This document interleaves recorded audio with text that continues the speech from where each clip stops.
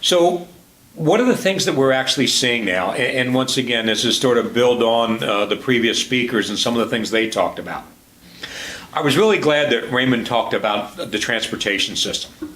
I think one of the first ones that we saw was the air transportation system, as they were developing new technologies for internet connectivity while in flight.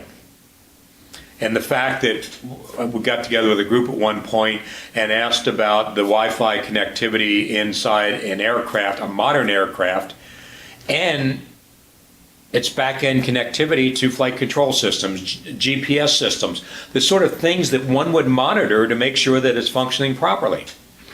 And when asked was, how do you isolate the two? Do you have two separate networks? How does this thing work? And the response was, and I know you as security professionals will appreciate this, was a twofold answer. One, we require people to use passwords, and secondly, we have a firewall. Now, I don't know about you, but flying at 36,000 feet, I don't want to depend on somebody's password to keep somebody with malicious intent from doing something in the cockpit. I'm sorry, it's not Flight Simulator and it's not a lot of fun. So as a consequence, that was sort of the first piece of the transportation thing. Raymond had mentioned the issue about automobile technology, and the way we're moving forward on that, the smart grid. When I was working for President Obama, one of the things that we did was we chaired a task force on smart grid security. Tremendous, tremendous business benefits. Tremendous benefits to all of us as citizens to keep our electricity bills down, our energy bills down, to keep our ability to have better control over the usage that we have. But without proper engineering, design, and implementation, it becomes a vulnerability that will affect each of us, not just businesses. You take it to the next piece of that, and once again, it was brought up, and appropriately so, medical devices. Within the past year, there's been tremendous benefits in moving forward for IP-based pacemakers. Now, you can imagine yourselves, if any of you or loved ones or any family members or friends that you have that would require the implementation of a pacemaker, the concept of having it IP enabled, so a physician sitting there on the other side of the world would automatically have an alert if something was going wrong, the heart rate was getting out of sync with what it should be. But not only being able to be alerted to that, often by an SMS message, one would think, but to be able to sit there and proactively turn around and say, well, let me adjust the voltage by a half a milliwatt. Sounds reasonable. It's life-saving. It's technology that we see every day. But I just assume not, if I were to have one of those, not have it accessible by a hacker that decides, yeah, let's put an extra 2 volts in there and watch this person flop around. But that's medical technology. And yet we take it to the broader scale when we go into hospitals. And I remember I go in for an annual physical because, as was mentioned earlier, we're an aging population. So no matter how much of a technologist we are, we can't fight that piece of it. But being connected to a machine that not only is IP enabled, but has firmware that you can't update, but yet still has vulnerabilities. To talk to a back-end network that once again has the same vulnerabilities that we would have on a PC or a server in some data center. Those are the sort of things in the future that we really need to pay a lot of attention to. And it's not just because we want to be more secure. We all want that. But because these vulnerabilities that exist can have a really dramatic impact, not only on critical infrastructure, which we all care about in support of us, but our day-to-day lives. It's not just looking at a video online and that's the sole existence of what we look at from a life enjoyment perspective. We depend on these technologies. So in closing, before I turn it over to JD to open it to the floor to have a more robust discussion, I want to emphasize in my last comment, once again, what we talk about on a regular basis, that's the mobile environment. Those of us that have been in this since the very early days of technology and in consumerism and PCs as we know it, every generation we see advances in technology, We see those that would look to do harm, to exploit that technology, whether it be for financial gain, for intelligence, corporate espionage, spy versus spy, as we say, with governments that are doing spy things to each other. What we've seen, every step along the way, we do a better job about securing systems, they move it to the next level. They're relentless, they don't give up. As I mentioned sort of the beginning of my comments, I comment on APT. They indeed are persistent. They're not going away.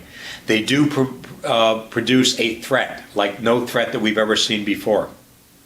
But I think some of us oftentimes challenge how advanced they are. When you look at the basic hacking 101 that goes on, let me mail you an attachment that purports to be a friend, pay raise, something that we're not surprised to see, from oftentimes someone that we know and trust, sort of doing away with the old advice that says don't open something that it's not from someone you don't know, because that's the way it works now. But as we move forward, they're not giving up.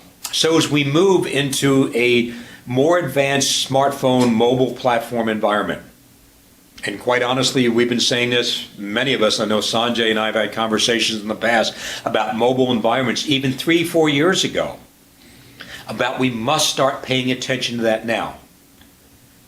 Because the persistent threats that are out there are not going to stop and say, oh, the security professionals won. The good guys have won. We're going to give up and we're going to take a job logging lumber in Alaska, as some of the TV reality show would have, or we're going to go pan for gold in the Amazon forest. They're not going to do that. They're going to continue to look to exploit systems. They're going to continue to affect our day-to-day ability to do what we do best. Benefit from the technology, secure the technology, and enjoy the technology.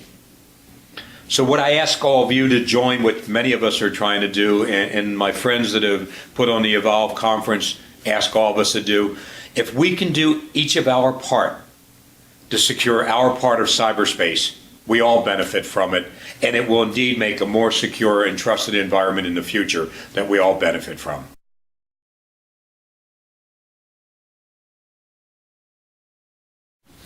Yeah, JD, that's a wonderful question, because the whole issue about the role of government and the role of private sector when it comes to what we now call cybersecurity, we used to call it information security, is still a very hot debate, not only within nations, but also within a private sector when they work with each other. And I'll give you some quick examples. You mentioned the discussion about data breach notification in Australia. We've been debating this in the United States.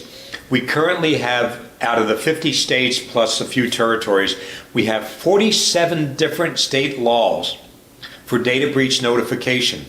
Some whether the data is encrypted or not encrypted, whether it's been proven compromised or not compromised, whether you reside in one state or another state. And when you look at Australia, the same thing sort of exists. We see the discussion about privacy protection.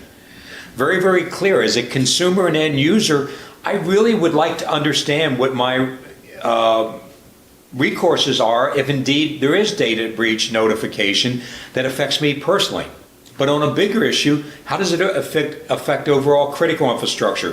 What does it mean for me to keep the lights on and the water flowing and these sort of things? European Commission has been wrestling with this area, so there's got to be a real balance between what private sector can and has been doing for a long time, and what is the core role of government to protect the citizens, to fight crime and these sort of things. So that's sort of the end user consumer piece. The other side of it is the business side of it. And this has been one of the challenges. And once again, I'll use the US as the example, as a cautionary tale to Australia when they look at this on a bigger basis. So in the United States, if you're a business person, and as Trend is a multinational as well, how do you build a business process to deal in the United States with 47 different state laws, but then you look globally to 100 plus some odd countries that say, here's our piece of data breach notification, and here's what you must build your business processes. It's not a good way to run a business. It's not an effective way to run a business, and unfortunately, it oftentimes doesn't solve the core problem that we're looking at. So from an international perspective and down to locally within Australia, it really has to sort of take those three pieces: privacy, security, and business capabilities, and make sure that legislation that's put forth addresses those issues and helps solve the problem. Excellent. I think that is fantastic insight. We're getting short on time here, Howard. I definitely want to thank you for your time today. It's been